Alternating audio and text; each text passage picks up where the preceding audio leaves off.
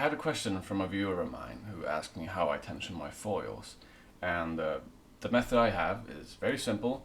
As with all my methods, I'm trying to keep this as simple, as accessible, but also as high quality as possible. I think in my last video, where I was flexing the quality of the voice coil, I was very happy with that one, I'll admit. It was even on like the 1 micron foil, so thank God it turned out good.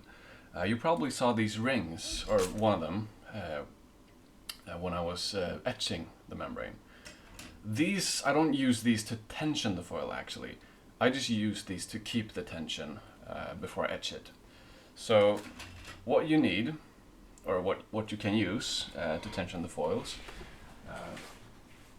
is a flat, clean surface. You can use like, you can probably use the bottom of your 3D printer's bed plate. I assume if you're following this sort of series, you probably have a 3D printer of your own if you want to make these sort of headphones. So grab your bed, take water in a spray bottle. Also, keep in mind, draw the coil on your foil before you do this tensioning. At least that's what I recommend. So, well, at least on these thick foils, you can use just a credit card, anything really, flat, to get the wrinkles out. That is pretty much all you're gonna need. The thing is, wrinkles, if the wrinkles remain in your membrane when it's in the driver, it's gonna make a really annoying crinkly sound when you try to play music or like put the headphones on, which is ruins the experience, I'll tell you that. So very quick and easy for these thick foils. I believe this foil is from UK Installations. A friend of mine sent it to me, but you can also use my method, which is just aluminum foil from like any hardware store onto space blanket mylar. That works just as well. Anyhow, when you've flattened out all the wrinkles, it should be almost like a mirror. So what you can do when you've tensioned the foil is you put some rather or medium thick CA glue, or like a really strong glue that bonds to mylar well. You don't have to use CA glue, you can use whatever works best for you. Put it on like the bottom side of one of these rings, place it on there, press it down firmly. I actually even recommend like putting a surface on this and weighing it down while it dries. It helps adhesion, it doesn't hurt.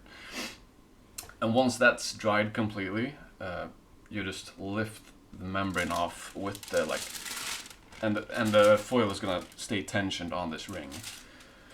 That's what I did for all of my headphones so far.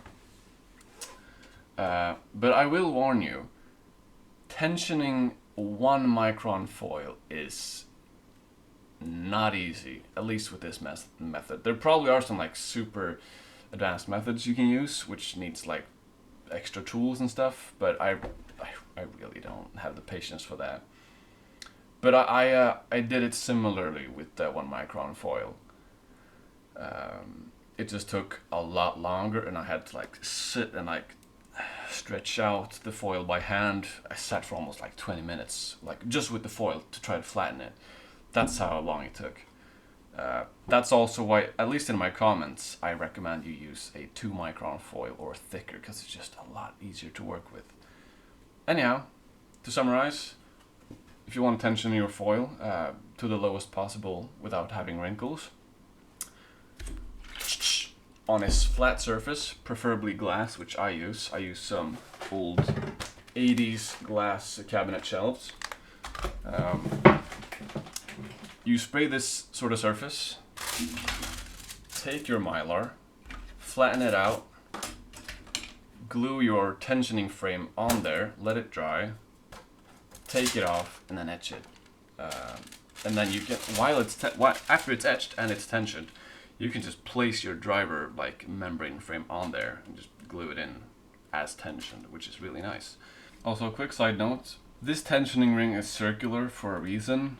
If you manage to tension it beyond just flattening out the wrinkles, the membrane is going to pull inwards on all edges equally. Let's say you're making like a square driver membrane. Still use a circular tensioning ring, because if you have like a square one, an oval one, whatever, and it's just even a little bit flexy, which most 3D print filaments are, it's going to pull unequally on the sides, which like in a square it's gonna pull on like the sides inwards, which is going to loosen the foil up.